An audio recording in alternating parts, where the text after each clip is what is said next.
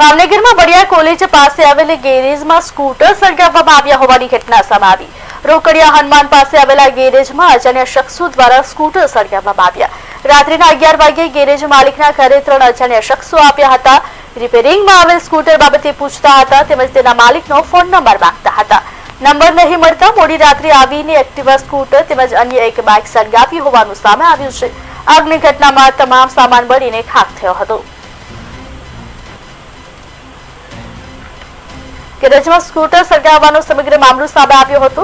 જો કે માલિકનો ફોન નંબર માંગતા હતા। નંબર ન મળતા મોડી રાત્રે આવી એક્ટિવા સ્કૂટર તેમજ અન્ય એક બાઇક સળગાવી હોવાનું તપાસમાં સામે આવ્યું છે। આગની સમગ્ર ઘટનામાં સામાન બળી અને ખાખ થયો છે। ગેરેજમાં સ્કૂટર સળગાવવાનો સમગ્ર મામલો સામે આવ્યો હતો। સમગ્ર મામલામાં સામાન બળી અને ખાખ થયો હોવાની પણ માહિતી સામે આવી છે।